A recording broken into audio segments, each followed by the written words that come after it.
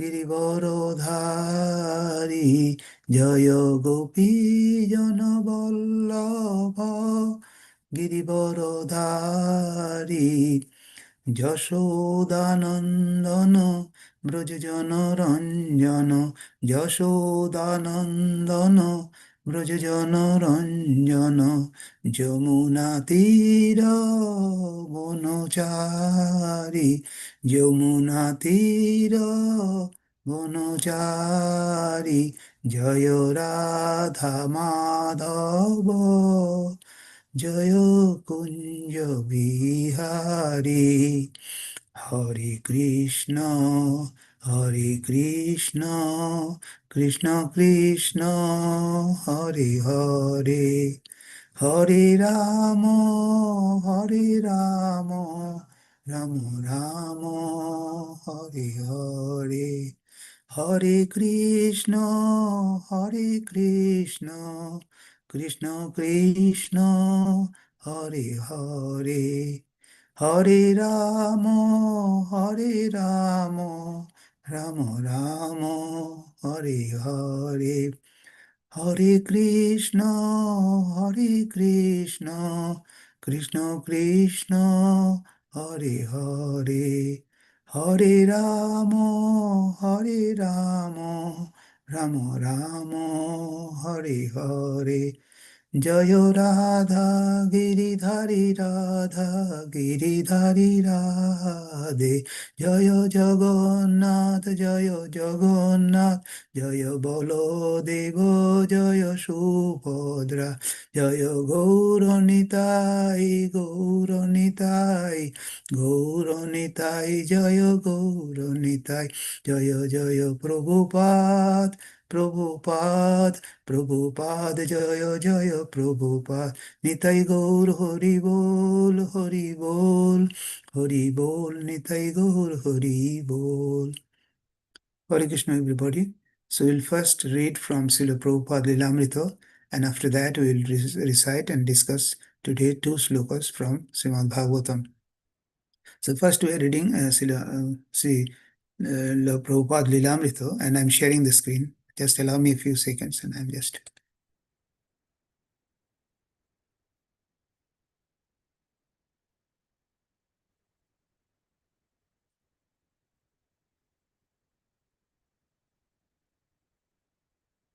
Okay.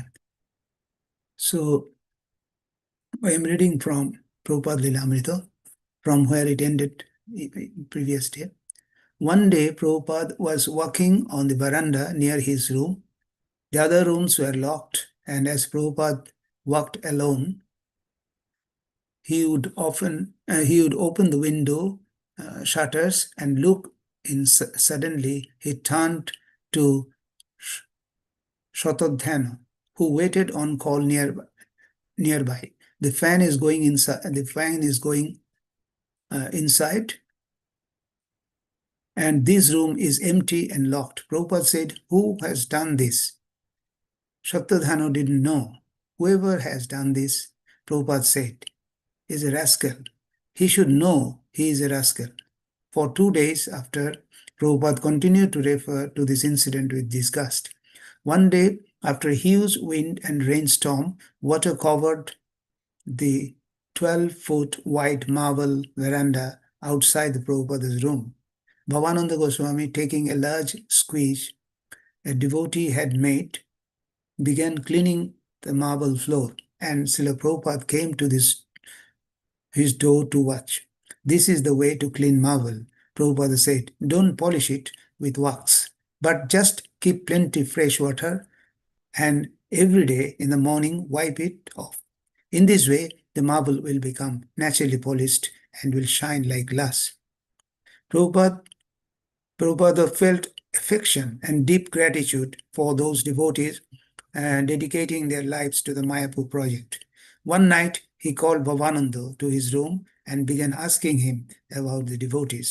Suddenly, Prabhupada began crying. I know it is difficult for all you Western boys and girls," he said. "You are so dedicated serving here in my mission. I know you cannot even get prasadam, When I think that you cannot even get milk and that you have given up your opulent life to come here and you do not complain, I am very much indebted to all of you. So I'm stopping here. Hare Krishna.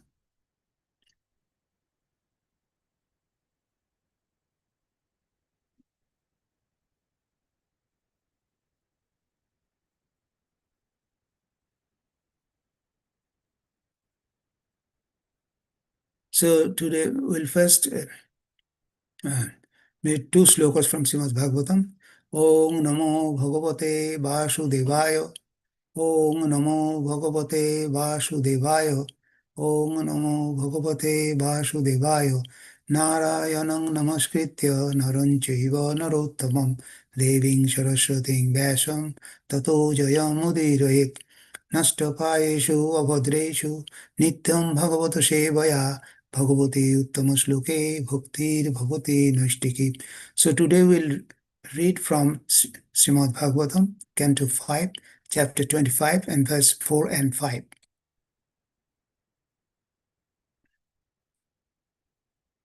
Just once I'm sharing the screen.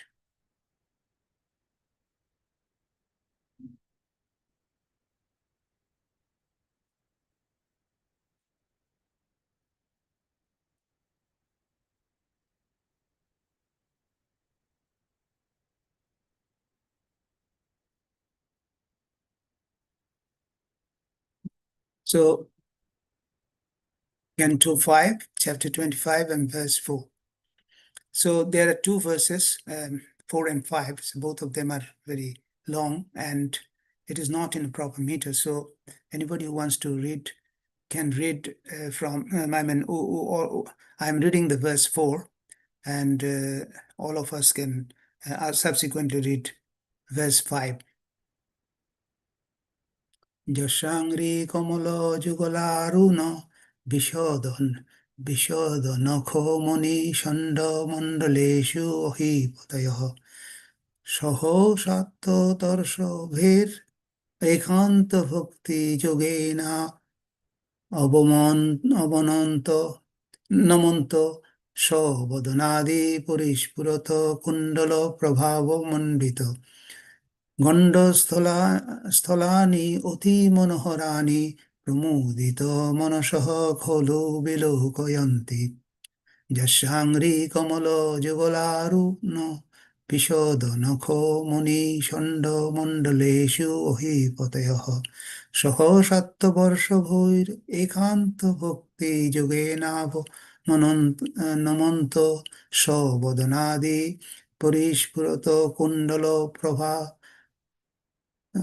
প্রভামণ্ডিত গণ্ডস্থলানি অতি মনোহরানি প্রমোদিত মনস খলু বিলোকয়ন্তি যস্যাংরি কমল যুগলারুণ বিশদ নখ মণি ষণ্ড মণ্ডলেষু অহিপতয়ঃ সহ সাত্তবর্ষভের একান্ত ভক্তি যোগেনাবনমন্ত সবদনানি পরিস্ফুরত কুণ্ডল প্রভা মণ্ডিত গণ্ডস্থলানি অতি মনোহরানি প্রমোদিত মনসঃ খলু বিলোকয়ন্তি.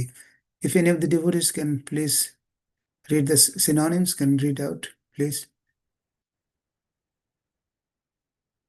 Hare Krishna, any of the devotees can, anyone? Hare Krishna, I will go that day.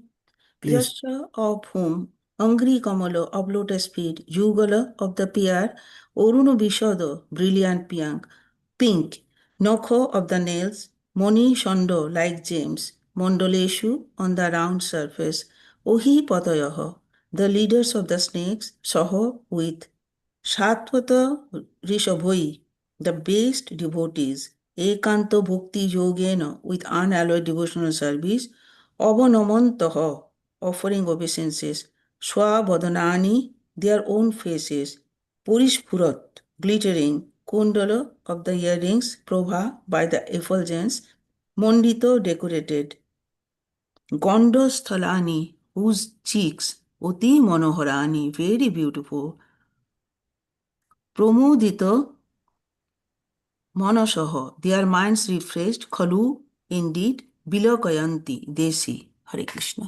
Hare Krishna. And if any of the devotees can please read out the translation. I'll try, Prabhu. Hare Krishna, Prabhu, please. Yeah. Translation by Srila Prabhupada. The pink, transparent tonnage on the Lord's lotus feet are exactly like valuable gems polished to a mirror finish.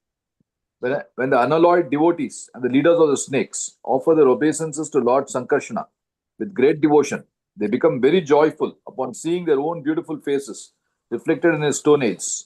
Their cheeks are decorated with glittering earrings, and the beauty of the faces extremely pleasing to see. Thank you, Prabhu. Hare Krishna. Thank you, Prabhu. Hare Krishna. So the next is going to text 5. Jashoivo hi nagarajo kumaryo ashisho ashasana sharu ango boloyo bilosito vishodo vipulo dhobolo jugolo ধবল শুভগ রুচির ভুজ রজস স্তম্ভেষু অগরু চন্দন কুঙ্কুম পঙ্কানু লেপনাবলিম্পমান তদ উন্মোথিত হৃদয় মকরধ্বজ আবেশ রুচিত ললিত স্মিতাস তৎ অনুরাগ মদ মুদিত মদ বিঘূর্ণি তারুণ করুণাবলোক লোকনয়ন বদনারবিন্দ সবৃঢ়ং কিল বিলোকয়ন্তি.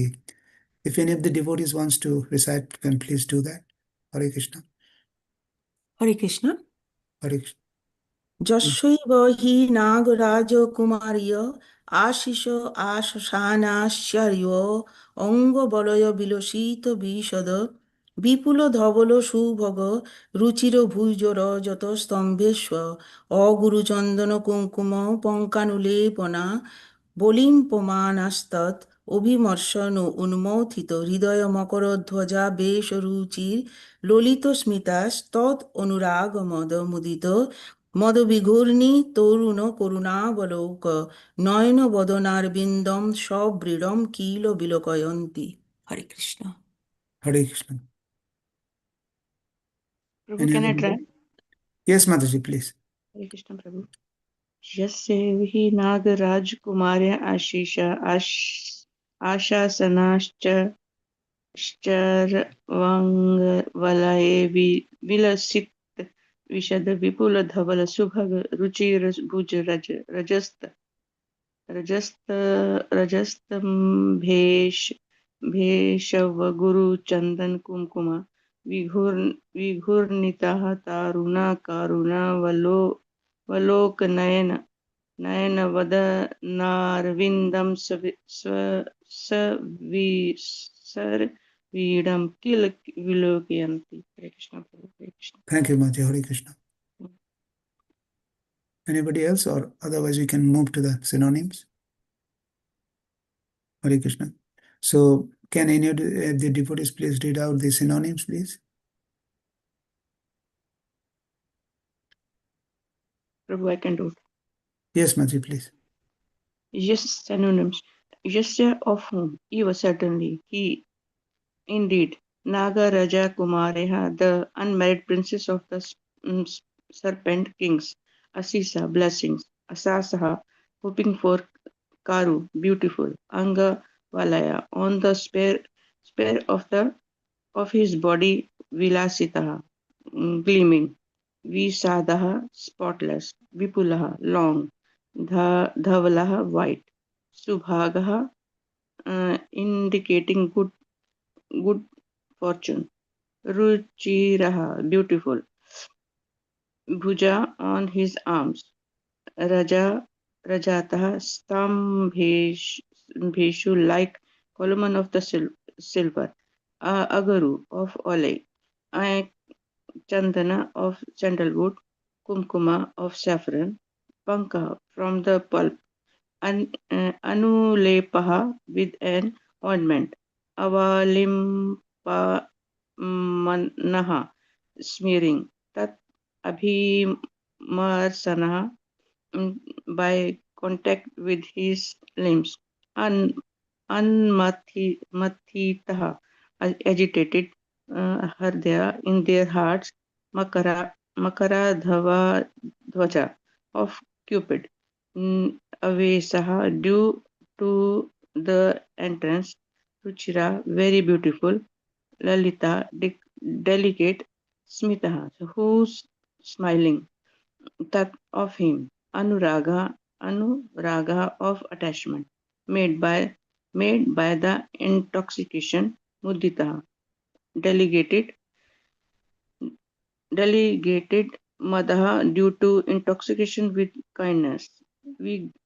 Vigharunita rolling. Aruna pink. Karuna avalokaha glance with kindness. Nayana eyes. Vadana and face. Aravindam like lotus flowers. Savrindam with bashfulness. Kita indeed. Vilokayanti Desi. Hare Krishna Prabhu. Thank you. Thank you. Can any of the devotees please read the translation, please? I'll try, Prabhu. Please. Yeah. Thank you very much. Translation by Srila Prabhupada. Lord Ananta's arms are attractively long, beautifully decorated with bangles, and completely spiritual. They are white, and so they appear like silver columns. When the beautiful princesses of the serpent kings, hoping for the Lord's auspicious blessings, smear his arms with aguru pulp, sandalwood pulp, and kumkum, the touch of his limbs awakens lusty desires within them. Understanding their minds, the Lord looks at the princesses with a merciful smile, and they become bashful, realizing that he knows their desires. Then they smile beautifully and look upon the Lord's lotus face, which is beautified by reddish eyes rolling slightly from intoxication and delighted by love for his devotees. Thank you, Prabhu. Hare Krishna, Prabhu, thank you. And the Paput, can any of the... Hare Krishna, Prabhu, I'll try. Yes, Mataji, please. Purport. When males and females touch each other's bodies, their lusty desires naturally awaken. It appears from this verse that there are similar sensations in spiritual bodies. Both Lord Ananta and the women giving him pleasure had spiritual bodies. Thus, all sensations originally exist in the spiritual body. This is confirmed in the Vedanta Sutra. Janmati Asya Yataha. Srila Vishwanatha Chakravarti Thakura has commented in this connection that the word Adi means Adi Rasa, the original lusty feeling which is born from the Supreme. However, spiritual lust and material lust are as completely different as gold and iron. Only one who is very highly elevated in spiritual realization can understand the lusty feelings exchanged between Radha and Krishna, or between Krishna and the damsels of Vraja. Therefore, unless one is very experienced and advanced in spiritual realization, he is forbidden to discuss the lusty feelings of Krishna and the gopis. However, if one is sincere and a pure devotee, the material lust in his heart is completely vanquished as he discusses the lusty feelings between the gopis and Krishna, and he makes quick progress in spiritual life. Thank you, Mataji. Hare Krishna.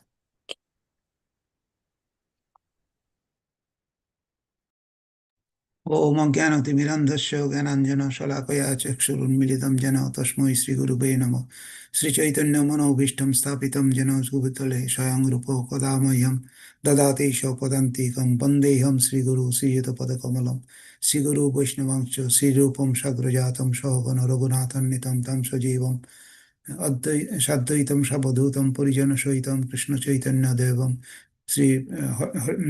Sri Radha Krishna Padan Sahavana Lolita Sri Vishakanitamscha He Krishna Karuna Sindhu Dino Bandhu Jagatpate Gopesha Gopika Kanto Radha Kanto Namastute Tapta Kanchana Gaurangi Radhe Bindavaneshwari Vrishabhanu Sute Devi Pranamami Huripriye Mancha Kalpatarupescha Kripa Sindhu Pevacha Patitanam Pavunebhyo Vaishnavebhyo Namo Namo Jai Sri Krishna Chaitanya Prabhu Nityananda Sri Advaita Gadadhar Sivasadi Gaur Bhakta Binda Hare Krishna, Krishna Krishna, Hare Hare, Hare Ram, Ram Ram, Hare Hare. Namo Vishnupadaya Krishna Pishtaya Bhutale Prabhupadanugami Sri Shiva Vashamune Shada Danyashili Shubhakaya Sarvajivo Kripabde Guru Shiksha Sadacharo Palokaya Namostate Namo Vishnupadaya Krishna Pishtaya Bhutale Srimate Bhaktivedanta Swami Niti Namine Namaste Saraswati Devi Gauravani Pracharini Nirvishesha Shunyavadi Paschakta Deshotarini Namo Mahapadannaya Krishna Premo Pradayate Krishnaya Krishna Chaitanya Namne Gaurutishe Namo Mukam Karoti Vachalam Pongum Langhayati Girim Jatkipatamaham Bande Paramananda Madhavam. Hare Krishna, dear devotees, I welcome you all in this morning class of Srimad Bhagavatam, and I offer my Dandavat Pranam to you all. Although I am not qualified, but still I am doing this service because I have been instructed to undertake this service, and it gives me an opportunity to purify myself. So I thank you all, the devotees here today, and beg for your mercy.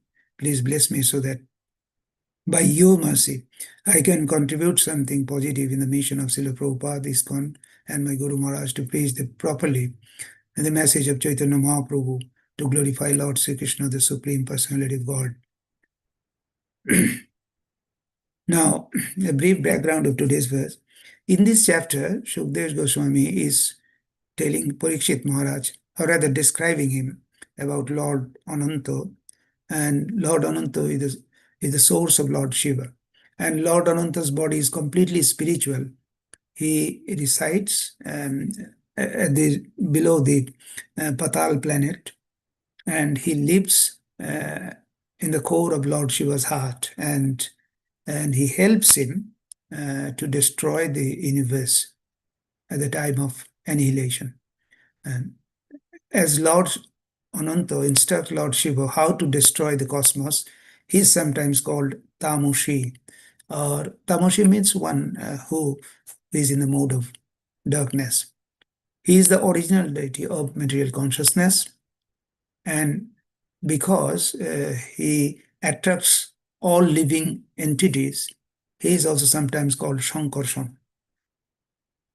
Shamyak Karshoti iti Shankarshan, completely attracts. The entire material world actually is situated on the hoods of Lord Shankarshan, and from his forehead he transmits to Lord Shiva the power to destroy this material world.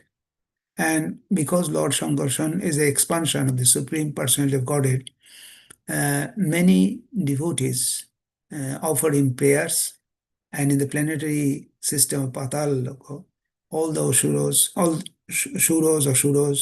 Gandharvas, Vidyadharas, and learned sages offer him their respectful obeisances. The Lord and talks with all of them in a sweet voice, and his bodily construction, as has been told earlier, is completely spiritual, and he is very, very beautiful. Anyone who hears about him from a bona fide spiritual master becomes free from all material conceptions of life. And the entire material world, in fact, is working according to the plans of Anantadev. Therefore, he may be called as the root cause of material creation. And there is no end to his strength, as we know, the Lord is infinite strength, and no one can also fully describe him, even by countless mouths to describe his glories. Therefore, he is called Ananta, means unlimited. And because he is very merciful toward all living beings, he has exhibited his spiritual body. And Shukdev Goswami is describing these glories of Anantadev to Maharaj Parikshit. And in coming to the particular purport of this verse, and particularly the second verse, second means here fifth verse we read out. In the purport of this verse, Srila Prabhupada, if you remember, has while speaking about the last of the beautiful princes of the sharpened kings towards Lord Shankarsana, has given us a nice clarification, we can say, between the difference, or rather the difference between the lust in the spiritual world and that in the material world. And Prabhupada has compared the spiritual love as gold and material love as iron. And gold is gold, we know, and it doesn't deteriorate. with the passage of time, but iron gets rusted with the passage of time. So this is the distinction. I mean, one never deteriorates and the other deteriorates with the passage of time, and is always, that is speaking of the temporary nature of the material love. Material love, of course, whether it is love or lust, we'll discuss it later. So similarly, the devotional service or the spiritual love for the Lord never gets destroyed, but the material love does. And it is to be understood, or we can remember that, as we know, that spiritual world, there is no art of exploitative material lusty desire for personal sense enjoyment. So in the spiritual world, there is no, I'm repeating, in the spiritual world, there is no iota of exploitative lusty material desire for personal sense gratification. But in the material world, there is a lust but what is there? There is a lust or pure desire to make the beloved happy. So it is not material enjoyment for self, but to satisfy, to give satisfaction to the other side. So that is the nature of the lust in the spiritual world. And because of this motive, but in the material world, each one is desiring to get enjoyment that is available from the other side. So each one is trying to get enjoyment from the other side. And because of this motive of material sense enjoyment from the other side, a male is attracted toward a female and a female is attracted toward male. They are seeking or looking for, or in other words, you can say in a very crude way, they are begging for personal bodily pleasure or any other material gain from the other side. So that is the difference. And because that is the difference between spiritual and material desire or lust. But because, and another feature is that because in the material world I'm talking of, they're begging or trying to get mentally, gaining, because of the gaining mentality, often they are in illusion and they fail to judge the other real situation of the other side, or the actual, we can say the actual capabilities or qualities of the other side, because they are in a sort of illusion. And the opposite side also take advantage of this situation. In other words, everybody is trying to exploit the other. Each side is trying to exploit the other side somehow or other, and wait for the favorable opportunities for that that will come, or that has come. And in this regard, but the spiritual love is different. And as we have given some idea in Chaitanya Charitamrita, there is a verse which gives the difference between the two very clearly. And it is given in Chaitanya Charitamrita, Adi Lila. It is in chapter 4 and verse 165. I think many of you know that. Atmaindriyo priti vancha tare boli kam, Krishna indriyo priti ichcha dhare prem nam. And there is the predominated gopis, the gopis of Vrindavan, they were bound to Krishna in such pure love. And for them, there is no question of sexual love based on sense gratification. And their only engagement in life was to see Krishna happy in all respects, regardless of their own personal interest. They dedicated their souls only for the satisfaction of the personality of Lord Krishna. And there was not even a slightest iota of tinge of sexual love between the gopis and the Krishna. And in the in Chaitanya Charitamrita, Krishna Das Kaviraj, who is the author of Chaitanya Charitamrita, he asserted with authority that the sexual love is a matter of personal sense enjoyment, and all the regulative principles in the Vedas that we have pertaining to the desire for in the material world, are for desires for popularity, fatherhood, wealth, and different levels. These are all different levels of sense gratification. An act of sense gratification may be done, it is performed under different covers and different names. But ultimately, and there are also different subdivisions, there is subdivisions also, but ultimately they're all sense gratification, whether in a directly or indirectly, because all such good acts are performed basically for one's own sense gratification. And no one really practically sacrificed their personal interest while discharging these much advertised moral or religious principles. So above, but the transcendental stage of love is different, and in which one feels himself only as a servitor of the Lord. So servitor of the Lord Krishna. So in other words, there is a basic difference also in the outlook also. The basic, and they are all the acts performed in the sense of servitude, in the mode of service to the Lord, because they are performed for the sense gratification of the Lord, or the Krishna, Lord Sri Krishna. And in contrast, acts are performed for the purpose of enjoying it, the fruits of the results of the activities of sense gratification in the material world. Such actions are sometimes visible, they're called gross, and sometimes in a very subtle form.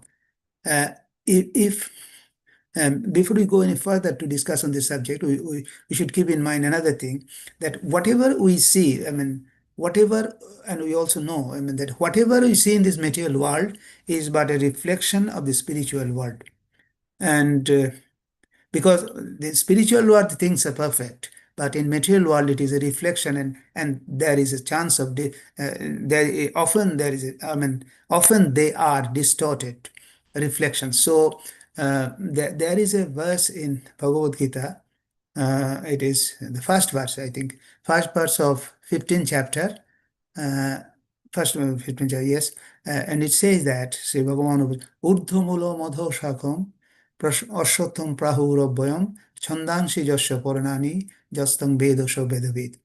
In other words, it is, I'm not going for the details of that verse, but what it is trying to say, the material world is an inverse reflection of the spiritual world. It is just like we see a tree. Normally the tree roots are on the downwards, but it is showing here. It is saying there is a banyan tree, and his roots are upward, and the branches are downward.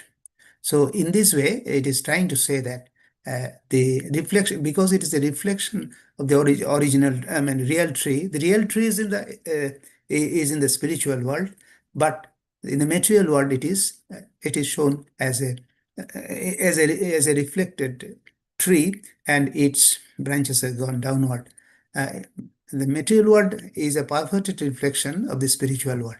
Now, why it is that a reflection? As we know,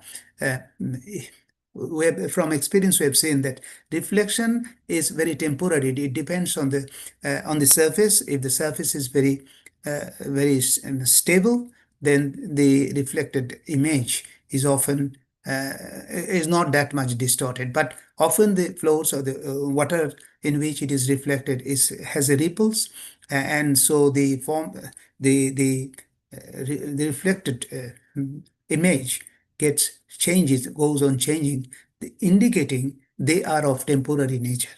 But the body from which the light is being reflected and the image is formed, that is stable. So in the Vedas, it is, in that verse also, it is trying to say the purpose of Vedas, as the Lord is saying, it is said by the Lord himself, so is to cut down the reflected tree and attain the real tree of the spiritual world. So the spiritual world is perfect, but the material world is contaminated and perverted. And that is reflected in the last also. Now, on this context, Prabhupada has also mentioned about the Adirosh. And Adirosh, the original lusty things in the material world and spiritual world. And it is from the teachings of Srila Vishwanath Chakravarti Thakur, we understand that he has he is a guru in our parampara system.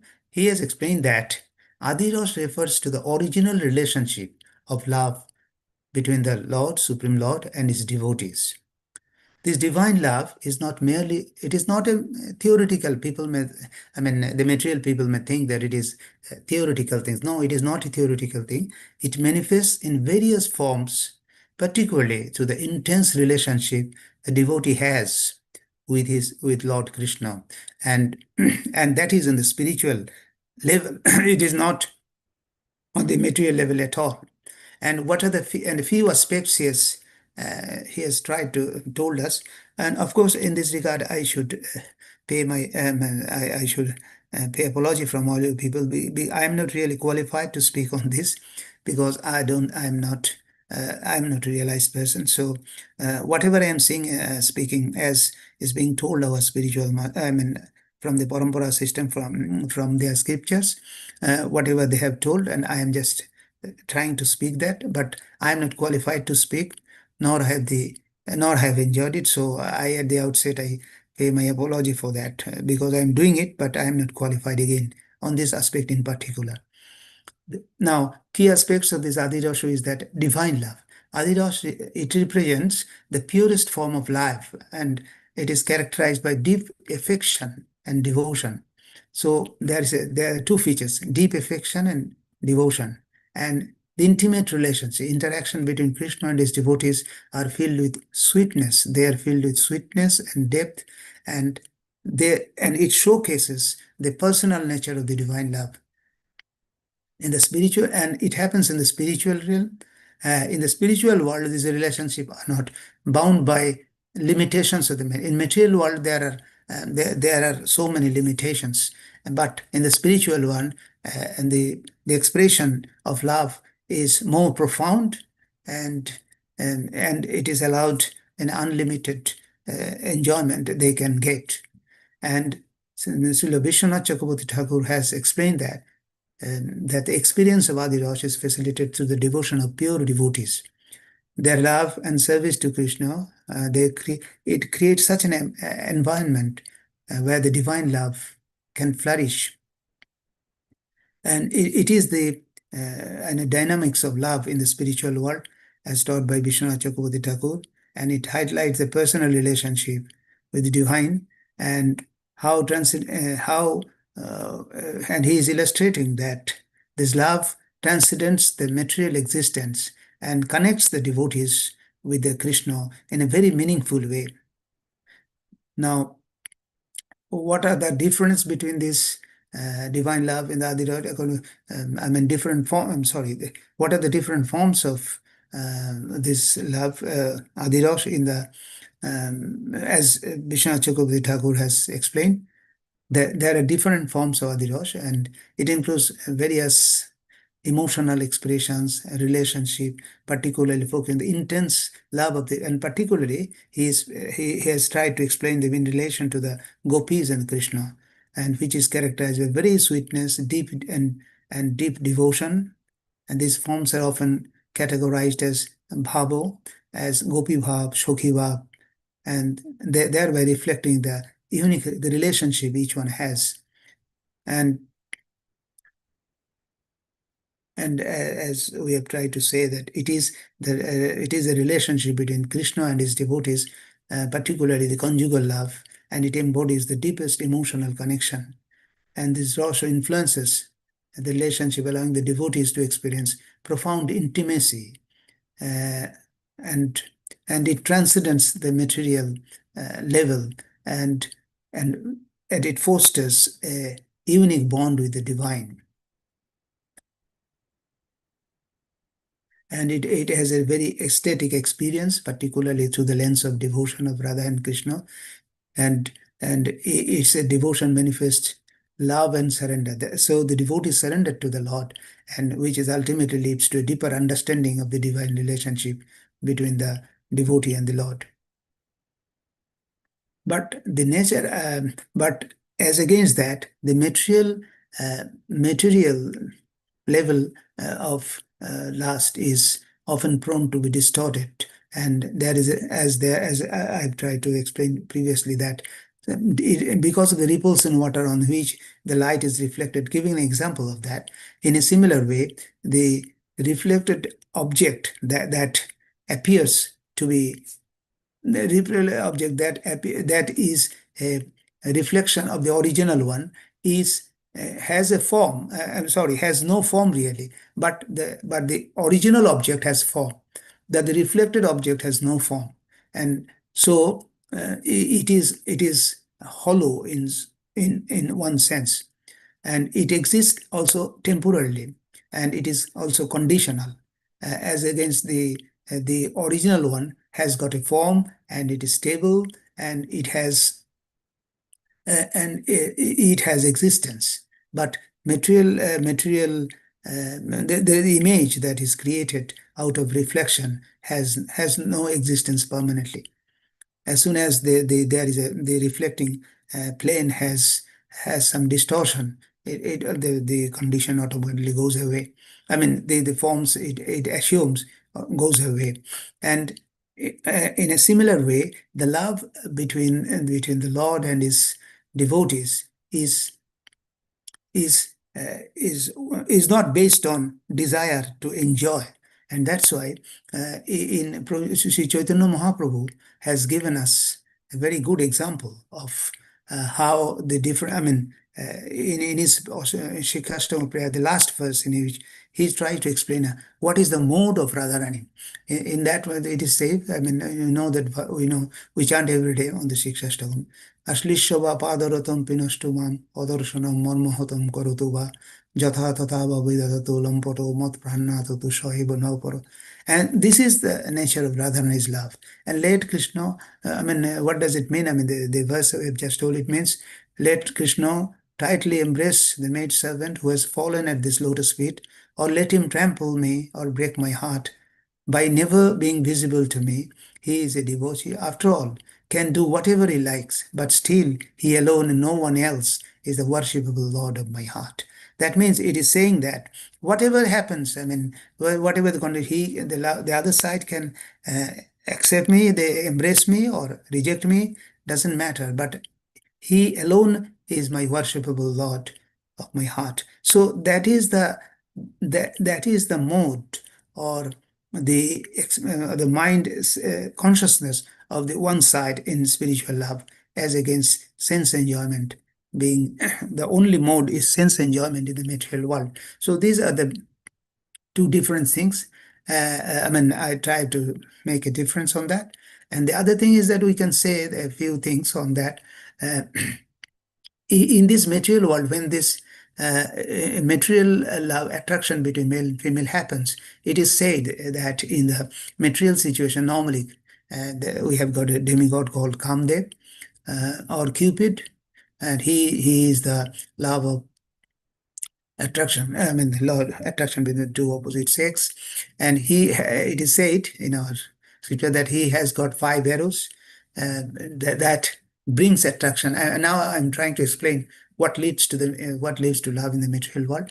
So Kamdev comes into play. It is said Kamdev comes into play when there is an attraction, and there is when the love between attraction happens between the male and female, and he has 5 arrows, and in this 5 arrows that triggers they act as emotional triggers and psychological forces and subtle movement of mind, and each of the arrows, of course, these not really arrows, but psychological changes that happens different stages, and that happens in this stage of attraction, and it is this.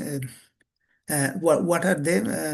What are those arrows? And it is stated first is called Unmadan, or the arrow of excitement, and it wakes up emotional field, the mind which was natural, which was neutral, I mean steady, but it start to pay attention about the form of the other person being driven by gentle madness or insanity, and then it is shoshan, or that disturb the balance, maddening the desire for exploiting the other person. And third one is tapan, or the heating arrow that burns, that develops a burning desire to enjoy till the lust is fulfilled. And fourth is shanmohan, or the illusion, that makes the heart surrender, signifying that someone who is entirely charming. I mean, the other side, one thinks the other side as entirely charming and attractive. And Stambhon, the fifth stage is Stambhon, or the arrow that freezes and it binds the mind entirely on the other desired person, and rest the world loses, and the rest of the world loses its urgency. And in this way, a person gets deeper and deeper involved in those attraction. And there are also 5 flowers are also named in this. There are also there. I mean, the same thing is explained through the name of 5 flowers, and the Aravinda or white lotus, Ashok or the red flowers, and mango blossoms or the amro, and Navamallika or jasmine. That is the 4th one, and the 5th is Nilotpal or the blue water lily. These are the final arrow that binds the destruction of material reason. I mean, reason and spiritual life. So from our bhakti perspective, we can consider this in this way. These arrows, these are the stages of material desire and entanglement. And that causes the individuals to suffer. And the arrows set by the Cupid or the god of love, often considered as a material bondage. It involves a person more on the material bondage, and one should overcome this material bondage, because if one has to advance in Krishna consciousness, he has to do devotional service, but these are often barriers for that. So one has to understand that the material lust or sense gratification can distract a devotee from spiritual practice, and because it is ultimately sense gratification. So it is essential that we as the devotee recognize that this desire is not unnatural, because that in the material world that is natural, but it can lead us to sufferings if we do not manage it properly, and it affects our devotional service. So from the devotee's point of view, what we should do, we should engage more in devotional service, and in this way we can get rid of them, overcoming the lust of the material world. And when we do regularly engage in chanting of the holy name and hearing about the Krishna's pastimes, practice that is practice of devotional service will help us to fill our mind with spiritual thoughts, and they will reduce the focus on material desires. And in this way, gradually we'll become detached from them. And that is another practical aspect is we can participate in community activities of devotional service that happens, and engage with fellow devotees, with other devotees, and that also shifts our attention from personal desires to well-being of other devotees. In this way, we can free ourselves from that attraction. And the others are reflection. We should reflect upon our desires, and sometimes why it is appearing and how we can overcome. If we just give introspect on that, in this way we can also overcome the lust that appears in our life. And the other thing that one can do, I mean, that is very important, and often we should do it, that is read and contemplate on the teachings of Bhagavad Gita, Srimad Bhagavatam, and other scriptures. And this knowledge will provide us the insight into the nature of our desire. And when we understand that, we can transcend their stage and come to the devotional stage. And in this way, we can avoid the negative influence of the materialistic desire and their attachment. And by integrating these practices into our daily life, we can effectively manage our overall material lust, allowing for a more focused and fulfilling spiritual journey. Through more improving and chanting, hearing about Krishna, and for chanting means Hare Krishna Mahamantra, and helps to cleanse our mind, as Chaitanya Prabhu has told in the very first verse of Shikshashtakam, that the more we chant, the more our impurities in the heart goes, and it cleanses the mind from material lust and illusions, and ultimately allow us to see the true spiritual nature of ours, and in this way we can detach from this material lust. And this attachment to spiritual things and detachment from lust will help us to understand our true nature and redirect our focus from material attachment to connection to Krishna. And by cultivating this attachment, detachment from worldly affairs and gaining spiritual knowledge, will be, as a practicing devotees, we can achieve the inner peace and progress in our spiritual journey. And in this way, if we do that, we can make our life successful. And this material attraction will not hinder our progress in spiritual journey. And in this way, we can make our life successful. And so with that, I am concluding.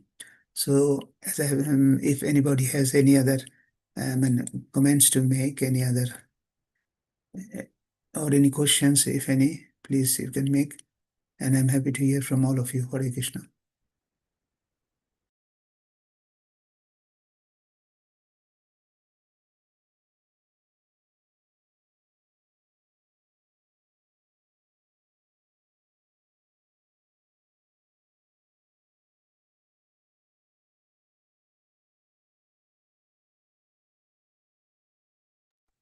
Thank you one for your wonderful Abhay Charan Prabhu.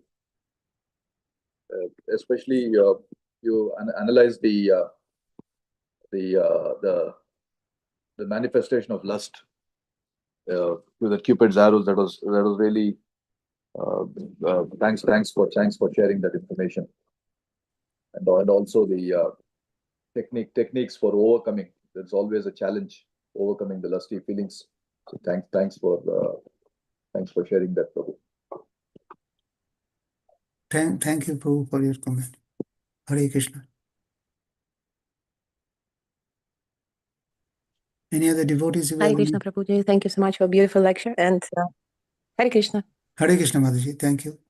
Hare Krishna. Thank you for the lecture. And it was so coherent with yesterday. I've heard our Dalai Lama lecture about the family relationship, and he told that love is actually a divine feeling. That's an energy that flows between Radha and Krishna. Yeah. And he was just telling how to purify love within Grihastha family. So he was just mentioning that all this modern science, when you just sit down and talk about your feelings and just dig deep into your lusty ego thoughts, so on, they don't help. So he said that when you go through Grihastha problems, you just do some service together. You do katha, you do kirtan and so on. It was just what you've been telling about, that if you want to purify relationship, you just need to do more service rather than serve your ego. You serve your deities, you serve devotees, you serve at the temple, and that's what is love. So sometimes people, even devotees, they confuse love with ego, attachment, and lust. And so that's what you've been talking about, that the love is something that's connected with Krishna and serving,